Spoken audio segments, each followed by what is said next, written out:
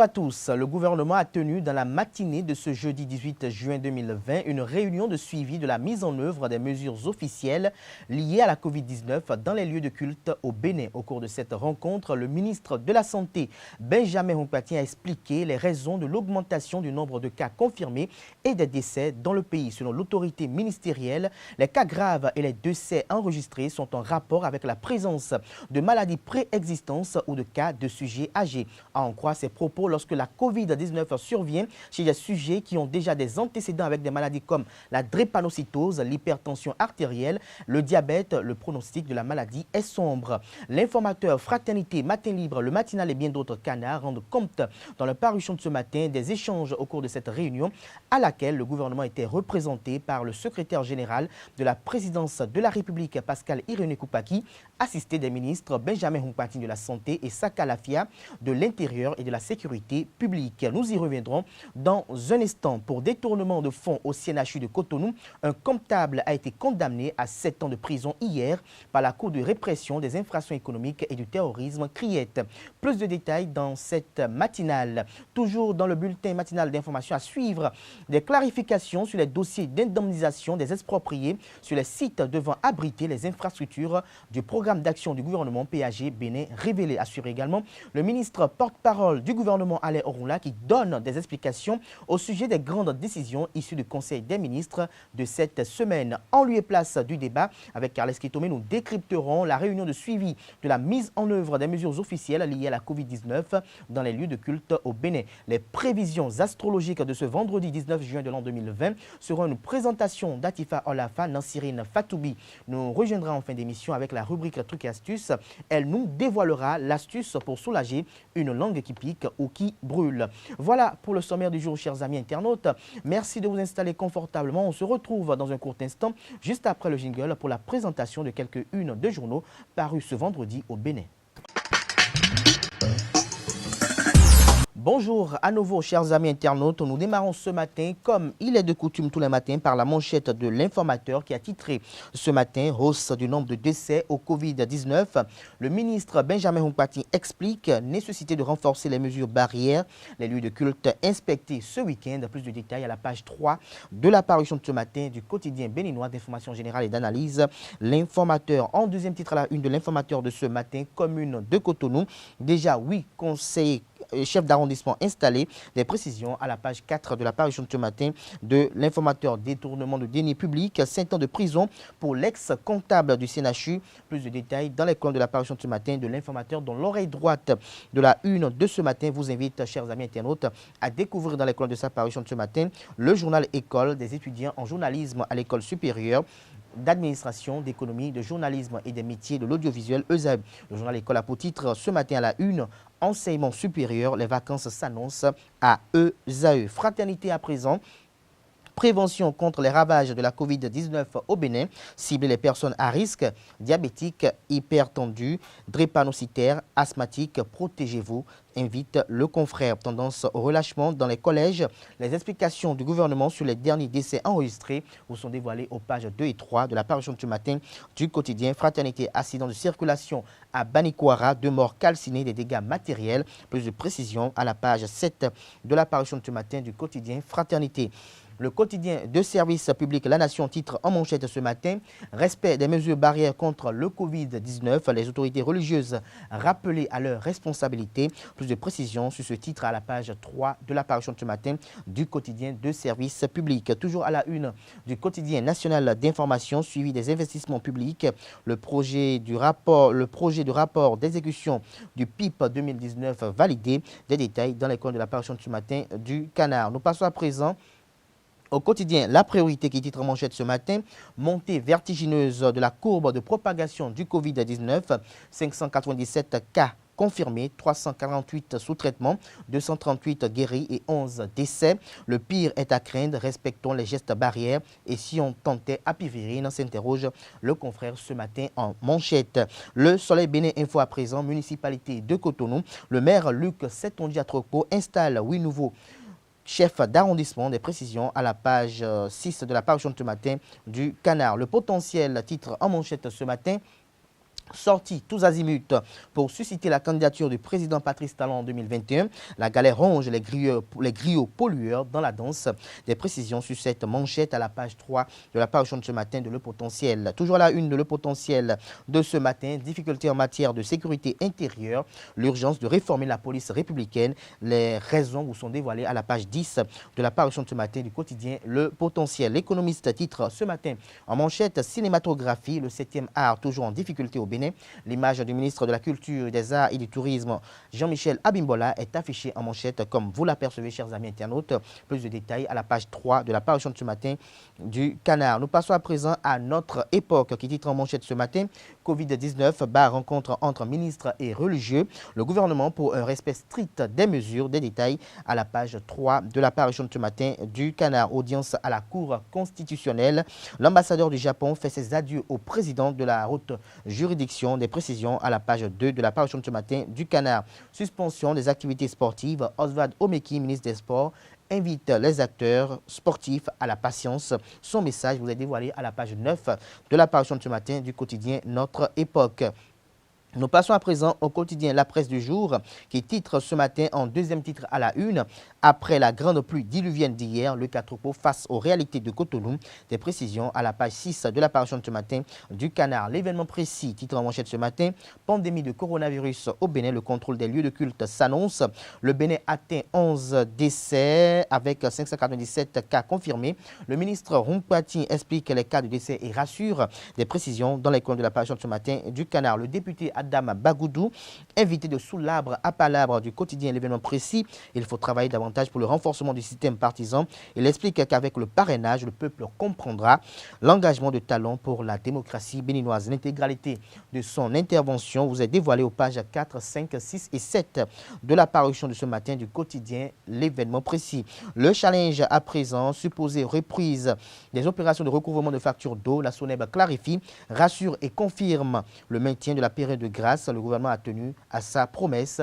Des précisions à la page 4 de la parution de ce matin du Canard. Le challenge ce matin en manchette avec la photo du ministre d'État, secrétaire général de la présidence de la République, Pascal René Koupaki, titre rencontre Koupaki responsable religieux hier relatif à la Covid-19. L'invite du gouvernement aux pasteurs, prêtres et imams. Les gestes pareils sont indispensables. Des détails à la page 7 de la parution de ce matin du Canard. Nous passons à présent à Bénin intelligent, lutte contre les crimes rituels et autres incivismes.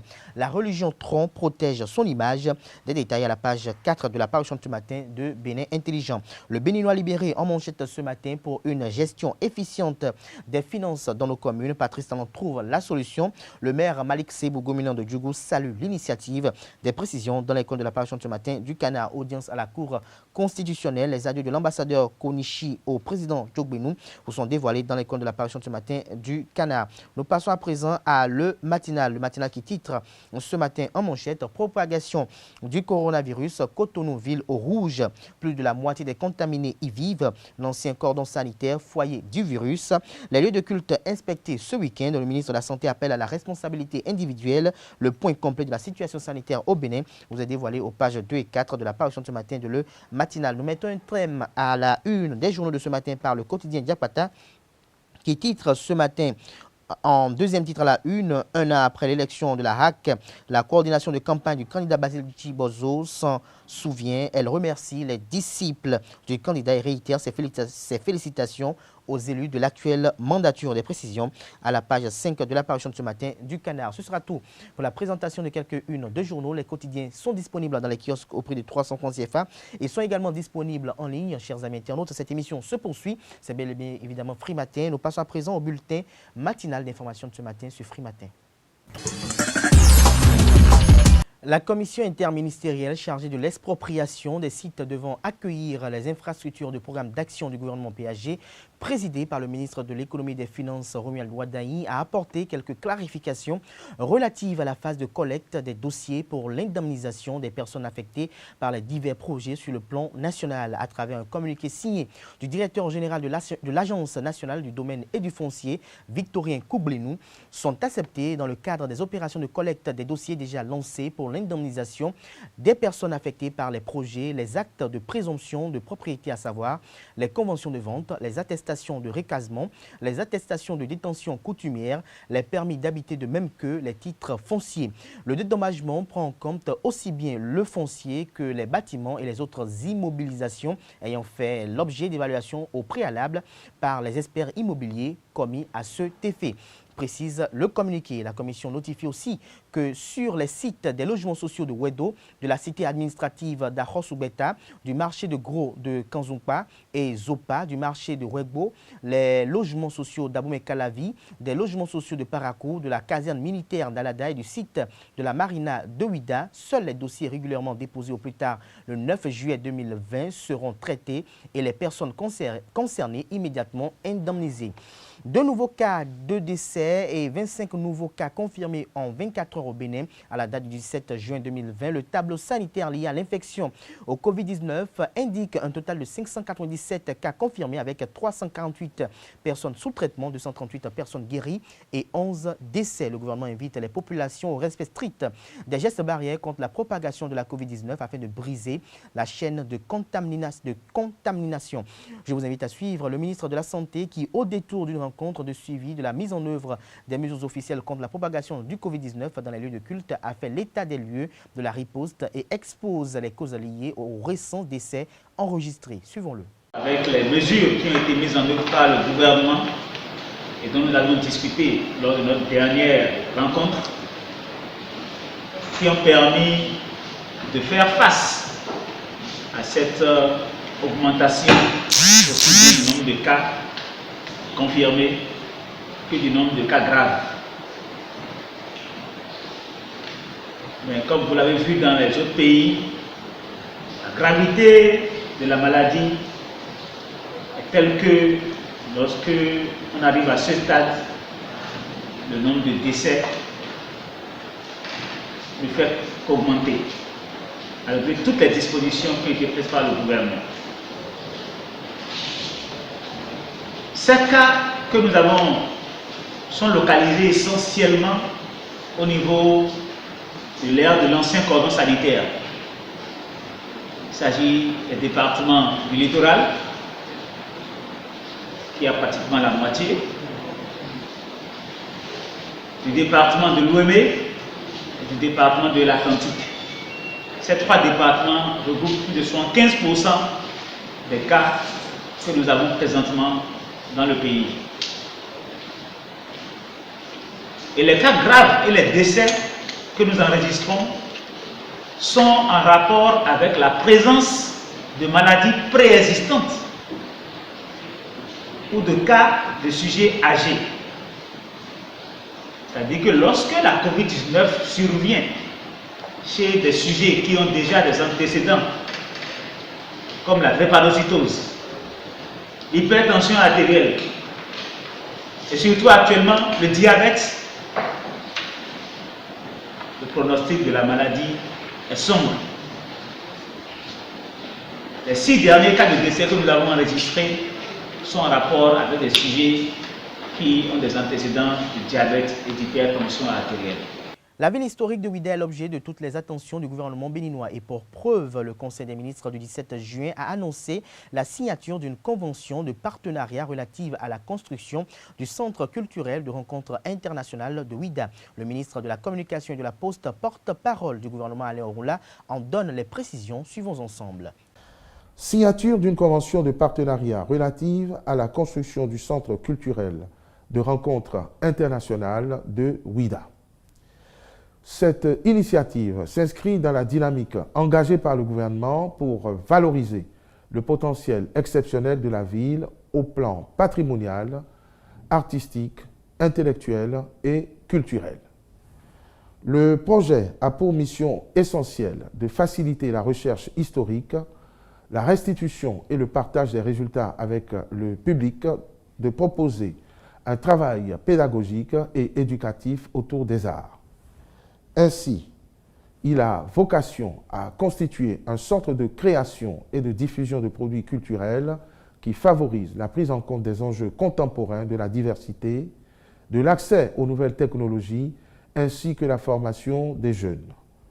À cet effet, il organisera, entre autres, des expositions, des manifestations culturelles et artistiques.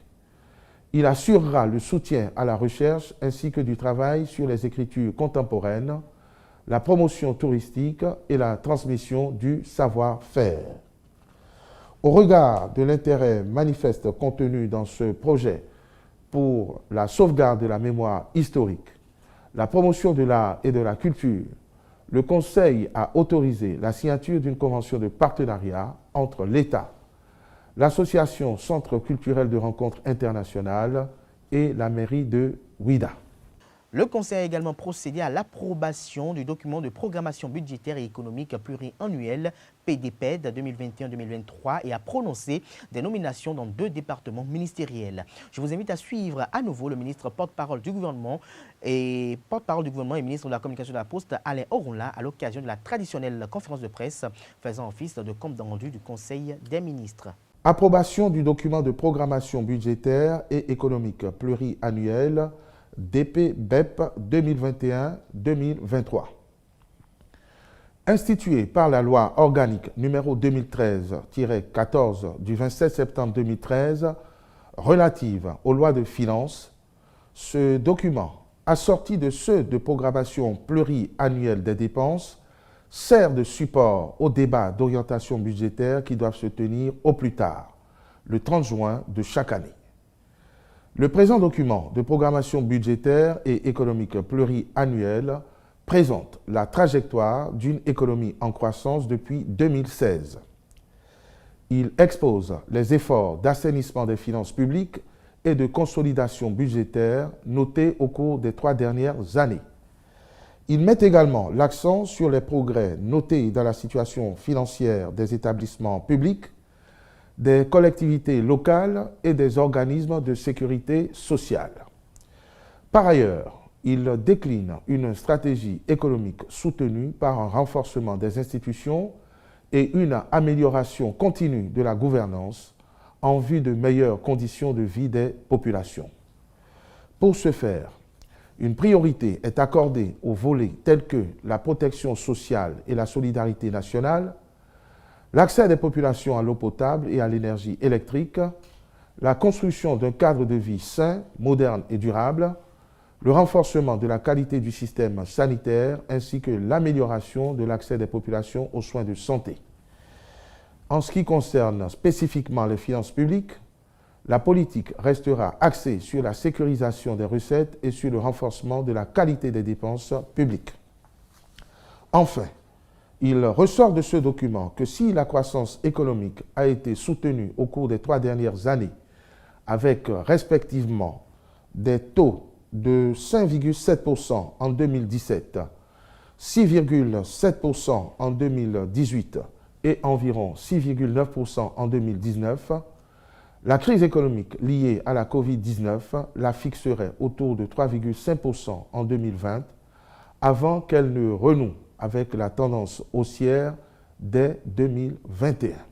Au titre des rencontres et manifestations internationales, le Conseil a autorisé l'organisation à Cotonou du 15 au 17 septembre 2020 de la 18e commission mixte militaire bénino-belge.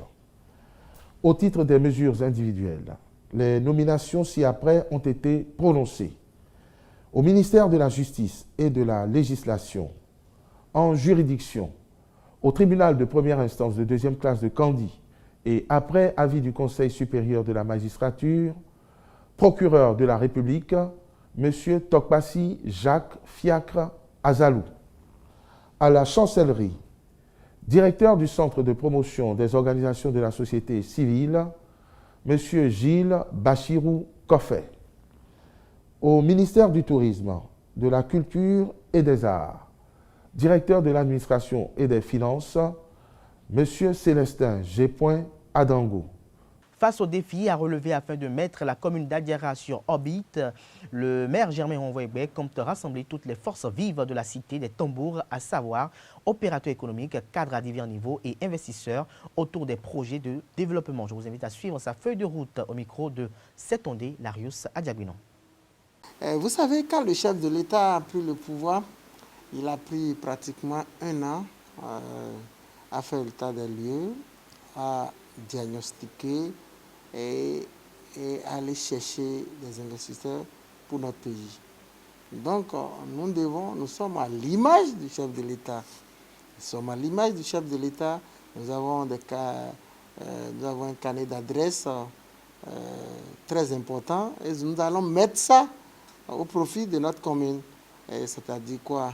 Nous avons déjà des relations extérieures que nous continuons d'aménager, nous continuons de garder ces relations, nous allons les mettre au profit de notre commune.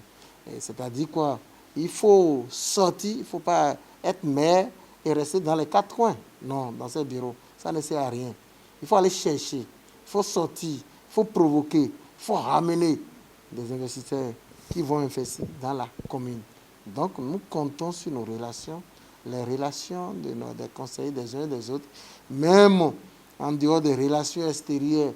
Il y a des personnes privées, physiques à Djara qui sont très considérées, qui ne sont pas du tout pauvres.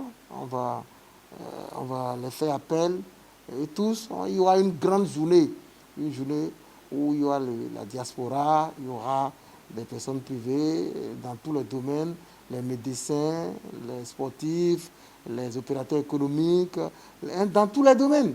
Nous allons faire une grande journée, même si possible un week-end, on va les inviter, on va réfléchir. Ils n'ont qu'à revenir investir dans leur commune, ils n'ont qu'à revenir construire leur commune avec nous, ils n'ont qu'à revenir bâtir la commune avec nous. Donc on va les faire appel. Ils ont leur part de responsabilité dans la construction de cette commune. Donc nous allons nous baser sur tout ça là pour que un essor soit pris au niveau de notre commune. Donc nous pensons que nous sommes en train de le faire et nous allons le faire dans l'immédiat. L'épanouissement de la jeunesse d'Adiara va être une réalité pendant le mandat du maire Germain Ouanvoegbe. Il s'engage à créer avec son équipe les conditions nécessaires pour que les jeunes sortent de l'oisiveté. Suivons à nouveau le maire de la commune d'Adiara au micro de Saint-Ondé-Larios à Diagbenon. Une jeunesse épanouie, une jeunesse qui est debout et qui évite beaucoup de problèmes.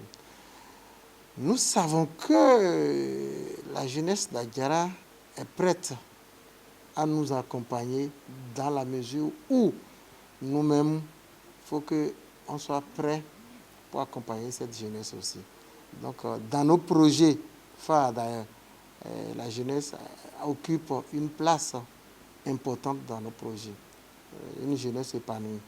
Vous savez, en matière de l'éducation, il y a la jeunesse qui se passe par là. En matière de sport, il y a la jeunesse qui passe par là. En matière de santé, il y a la jeunesse qui passe par là. Donc, nous avons beaucoup de choses à réaliser pour la jeunesse. D'abord, si je prends le plan du sport, il faut que Adiara, la commune d'Adiara, ait son équipe. Et ça, c'est la meilleure des choses. Et quand il n'y a pas des activités sportives, culturelles dans une commune, les jeunes se vident de cette commune. Les jeunes quittent la commune pour aller chercher ailleurs ces activités. Donc nous devons créer ces activités dans notre commune, des activités culturelles, des activités sportives, et beaucoup d'autres choses. Donc la jeunesse au cœur du développement, nous allons les accompagner et créer des situations pour que cette jeunesse s'en sorte et se trouve au cœur du développement de notre commune. Inculpés pour détournement de deniers publics au Centre national hospitalier universitaire CNHU HKM de Cotonou, Maurice Gbessouhou et Thomas Tchiakpe, respectivement ex-agents comptables par intérim et ex-caissier central, ont été fixés sur leur sort ce mercredi 17 juin 2020, au terme de la 3e audience de la session criminelle de l'année 2019-2020, ouverte lundi dernier à la Cour de répression des infractions économiques et du terrorisme, Criette. Au terme du procès, ce mercredi 17 juin 2020, l'ex-comptable agent comptable par intérim a été retenu dans les liens de la détention pour détournement de deniers publics s'élevant à 8,8 millions de francs CFA. Il a été condamné à 7 ans de prison et une amende de 5 millions de francs CFA à verser dans les caisses du trésor public. L'ex-caissier central a été purement et simplement acquitté. Ce sera tout pour la présentation de ce bulletin matinal d'information. Merci de l'avoir suivi, chers amis internautes. La grande édition du journal télévisé sur USA Télévision est prévue pour 19h. C'est une présentation, ou ce sera une présentation, j'allais dire, de Carles Kitomé, que j'installe d'un instant à l'autre pour le commentaire sur l'actualité. Le débat sur Free Matin. Carles Kitomé, bonjour à vous. Bonjour Abdelkader Achirou. Nous parlons aujourd'hui de cette rencontre qui a eu lieu hier entre les membres du gouvernement, quelques représentants du gouvernement et les responsables des lieux de culte. Dites-nous, est-ce que cet engagement que prend le gouvernement, est-ce que cela sera efficient dans la lutte contre la propagation du coronavirus au Bénin? Oui, je pense que la question des églises dans cette riposte à la propagation du coronavirus devient quand même problématique. Devient problématique dans la mesure où tout au début, les églises avaient un peu mal, les lieux de culte généralement avaient un peu mal supporté qu'on demande la suspension de leurs activités, la fermeture de ces lieux. Et avec le temps, il y a eu une décision qui a ouvert les écoles. Et dès que les écoles ont été ouvertes et que les gens pouvaient aller librement au marché, tous les responsables de culte ont quand même estimé qu'il n'y avait pas meilleur moyen de propagation de quelque virus que ce soit que ces deux endroits. Et donc, ils ont tous estimé que tant que les écoles sont ouvertes, tant que les gens pouvaient aller au marché, que ça ne valait pas la peine de garder les églises fermées. Et donc, les églises ont finalement été ouvertes et tout de suite, les contrôles ont été faits et les agents de l'État ont pu quand même constater qu'il y a plusieurs églises qui ne respectent pas les normes prescrites. Et donc, c'est pour cette raison que l'autorité a quand même voulu les rencontrer hier pour discuter avec les chefs religieux de ce qui doit être. Maintenant, je pense que la question elle est importante. C'est vrai que quand on fait le tour des églises, il y a des églises qui font tout ce qu'il faut, mais il y a un problème fondamental, c'est la perception du mal, c'est la perception de cette pandémie. Les gens ne sont apparemment pas au même niveau d'information et ce problème est crucial, il se pose. Les gens pensent, les gens estiment que tant qu'ils sont dans la prière, tant qu'ils sont ils se connectent avec leur Dieu, ils ne peuvent pas souffrir de ce mal. Donc les gens, en plus de cela, les gens ont des idées préconçues, des idées reçues qui sont de fausses idées, qui sont quand même diffusées ci et là. Vous pouvez remarquer qu'il y a plusieurs personnes, même hier j'ai entendu quelqu'un, il n'est pas béninois, il demandait à quelqu'un qui l'obligeait à porter son masque. Il dit, mais vous les béninois, vous avez peur, vous parlez de coronavirus. Il est où? Tu l'as vu où? Quand j'ai entendu ça, je me suis dit, si les gens sont toujours à ce niveau et que les gens peuvent s'en prendre à quelqu'un tout juste qui leur demande de respecter les normes, il y a un problème. Et ce problème qu'on peut partager dans la rue se retrouve dans les mosquées, dans les églises, dans tous les lieux de culte, dans la mesure où est-ce qu'on pourrait aller faire un contrôle dans un couvent? Est-ce qu'on peut aller à l'entrée d'un couvent vérifier si les gens se lavent les mains avant d'entrer? Est-ce qu'on peut aller dans un couvent et vérifier que si quelqu'un tombe en transe, 5-6 personnes ne viennent pas le soulever? Est-ce qu'on peut aller dans un couvent et vérifier qu'on ne peut pas faire du bouche à quelqu'un qui est en transe pour le ramener? Est-ce qu'on peut aller dans un couvent pour se rendre compte du fait qu'on ne peut pas dire des incantations dans les oreilles d'un adepte qui est en transe? Donc ça pose un véritable problème, c'est problématique et je pense qu'il faudrait vraiment que des gens qui s'y connaissent en matière de sociologie, les gens qui connaissent l'homme, qui peuvent parler de l'homme, puissent proposer des formules pour que nous puissions nous comprendre. Parce que à mon avis, c'est que les gens ne se comprennent pas. Si les églises, les mosquées ne respectaient pas les normes, peut-être que demain, il y aura encore une suspension. Mais cette suspension aura quel effet quand tout le monde peut aller au marché, quand les gens peuvent se mettre de façon compacte dans les bus, quand les gens peuvent... vous savez, à la mosquée, on prie, il faut qu'on se touche, il faut que le bout des orteils se touche, il faut qu'on soit serré. Mais ça se passe, c'est un rituel. Mais donc, il faut vraiment travailler sur la psychologie des gens pour que les gens puissent se dire, le temps de cette pandémie, nous allons tous nous connecter avec notre Dieu, mais nous allons le faire autrement. Tant que ça, ce ne sera pas fait, il y aura problème. Même quand vous allez au marché, il y a des femmes qui viennent prendre toute la journée sans jamais porter le masque. C'est en quittant le marché qu'elles se disent qu'elles peuvent croiser un policier quelque part et qui commencent à fouiller. Des fois, le masque est au fond du sac, parfois c'est laissé sur l'étalage au marché. Donc, je pense que c'est la question de l'éducation, de l'information et de la communication des masses qui demeure le plus grand enjeu. Et j'estime que les lieux de culte et les responsables de culte sont des personnes indiquées, étant donné qu'ils sont des leaders d'opinion, ils sont des personnes indiquées pour passer ce message-là, mais il faudrait d'abord eux-mêmes qu'ils soient vraiment bien informés pour passer ce message. Donc, la répression, oui, mais à ce niveau, je ne pense pas que ce soit la formule, c'est la bonne information donnée aux leaders d'opinion qui va nous aider à respecter davantage les mesures qui sont prises par le gouvernement. Les mesures qui sont prises par le gouvernement, et nous parlons de lieux de culte. Nous avons vu récemment des dignitaires de religion vaudou qui se sont mobilisés suite à la mort de George Floyd pour des rituels pour venger son âme. Nous avons le coronavirus qui existe depuis quelques mois quand même au Bénin. Est-ce que ces religieux ne peuvent pas agir en synergie d'action quand même pour prouver un peu que nos valeurs endogènes, nos valeurs culturelles ont quand même un peu de force pour quand même contribuer à l'éradication de ce mal? Là, vraiment, vous m'emmenez sur un terrain que je n'aime pas particulièrement. Je suis africain, je connais nos cultures, je connais nos traditions, mais je suis chrétien convaincu. Je vous dirai ceci de façon très claire. Si vraiment il y a quelque chose pour guérir le mal, qu'on le guérisse, qu'on le démontre simplement. Je crois qu'il y a beaucoup de mots qu'on essaye de guérir dans nos couvents, mais qu'on guérisse 2-3 personnes de coronavirus et demain nous allons faire le débat. Mais pour le moment, à mon avis, je sais que quand les couvents on invoque des esprits et tout, mais après tout, il y a des produits qu'on consomme. S'il y a un produit qui peut guérir le coronavirus dans un couvent, mais qu'on le sorte, qu'on le mette sur la place publique, c'est de ça que nous avons besoin. Et maintenant, le risque c'est quoi? Quand les gens vont même mettre ce genre de produit sur le marché, est-ce que ce produit connaîtra un meilleur sort que la pivirine? Et donc, justement, parlant de traitement contre le coronavirus, nous avons Madagascar qui a quand même effectué quelques recherches, que les pays essaient de s'approvisionner de cela également. Pourquoi l'Afrique reste quand même muette face à ce traitement? L'Afrique n'est pas muette, mais vous savez, quand vous êtes sous tutelle, vous ne parlez pas aussi fort. Hein. En fait, je ne sais pas, je vous imagine en train d'imposer au fondé de cette maison ce qu'il doit faire pour que la télévision tourne normalement. Même si vous avez raison et qu'il n'est pas de votre avis, il va vous foutre dehors. Il n'y aura pas de procès pour ça. Et donc, quand c'est l'OMS qui donne de l'argent, qui nourrit les médecins, qui organise les campagnes bonnes ou mauvaises, qui organise des campagnes de contamination, de décontamination, de guérison un peu partout, qu'est-ce qu'un gouvernement africain peut dire face à l'OMS? Pour qu'il y ait vaccination ici, un gouvernement africain ne contrôle la qualité des vaccins qu'on apporte. On apporte les vaccins, on définit une date, on injecte le vaccin à tout le monde et puis on se tait, on ferme sa bouche. Tous ceux qui ont essayé d'aller contre les protocoles de l'OMS, on a vu comment ils ont été traités.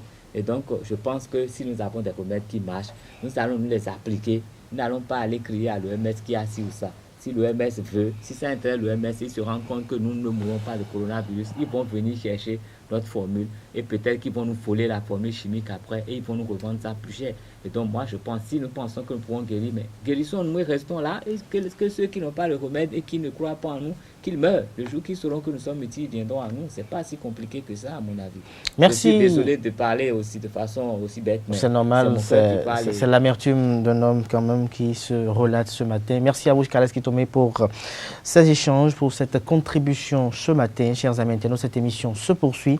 Je vais installer d'un instant à l'autre Nassirine Fatoumbi et Atifa Lafa, la dernière pour les prévisions astrologiques et la première pour la rubrique Trucs et astuces.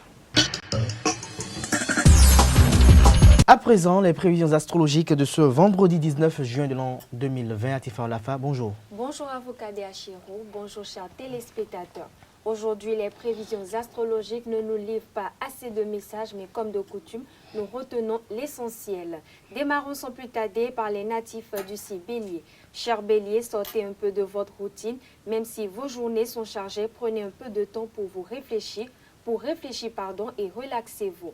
Taureau, vous avez tendance à vous disperser inutilement, ce qui vous donne l'impression de ne pas avoir 5 minutes à vous. Natif du signe Gémeaux, vous n'arrivez plus à fermer certains pantalons. Ne cherchez pas de mauvaises excuses et prenez les dispositions qui s'imposent. Cancer, ce n'est pas le moment de changer vos habitudes, même si vous avez besoin d'évasion. Natif du signe Lion, vous vous mettez une pression énorme sur les épaules. Elle va finir par vous écraser, alors détendez-vous. Vierge, Vous avez enfin réussi à faire le vide dans votre esprit et vous sentirez le cœur plus libre que jamais. Natif du signe Balance, chers amis Balance, les relations de couple seront faites d'humeur et de complicité. Certains penseront même à passer à l'étape supérieure, alors profitez-en. Scorpion, l'ambiance familiale sera tendue et la communication ne se fera que par personne interposée. Sagittaire, évitez les excitants, vous n'en aurez pas besoin. Vous êtes déjà bien assez tendu. Capricorne, amis Capricorne, c'est une journée qui devrait être propice à l'amitié et aux amours.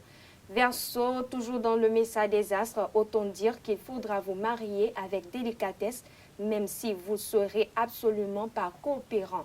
Terminons par les natifs du signe Poisson. Faites un petit bilan de la situation et surtout acceptez de vous reposer. Vous ne le regretterez pas. Et ce sera tout pour les prévisions astrologiques de ce vendredi 19 juin 2020. Merci pour votre attention et excellent week-end à toutes et à tous. Excellent week-end également à vous, Atifa Lafa, pour cette prévision astrologique ou des prévisions des astres de ce vendredi. Chers amis internautes, nous passons à présent à la rubrique Trucs et Astuces avec Nassirine Fatoumbi. Bonjour amis de Esaü TV et bienvenue sur Trucs et Astuces de ce vendredi 19 juin 2020. Aujourd'hui, nous allons parler de quelques astuces pour soulager une langue qui bouille ou qui pique. En tant qu'être humain, notre langue est l'un des endroits les plus sensibles du corps. Quand celle-ci nous fait souffrir, nous avons envie de l'apaiser et d'oublier cette douleur immédiatement. Alors, pour la soulager, il vous faut du chocolat. Ce remède est plutôt surprenant, mais ne soyez pas sceptiques, essayez-le pour croire. Un simple carré de chocolat peut soigner votre langue endolorie, car grâce à ses propriétés, votre langue qui vous fait souffrir s'apaisera toute seule sans aucun effort. Pour ce faire, il suffit tout simplement de mettre un ou plusieurs carrés de chocolat, ça peut être du chocolat noir ou au lait, sur la langue où vous avez mal, puis attendez qu'il se fonde et au bout de quelques minutes, la douleur s'estompera et l'inflammation se calmera. Merci à vous, Nassirine Fatoumbi, pour la présentation de la rubrique Trucs et Astuces du jour. Chers amis internautes, merci pour l'attention. Ici sur FM Free Matin de ce matin, merci pour l'attention. Une fois encore, soyez-en remerciés, je dirais même soyez-en bénis. On se retrouve lundi prochain avec le même plaisir. Portez-vous bien et excellent week-end en compagnie de nos programmes sur les www.esautv.bj et à très bientôt.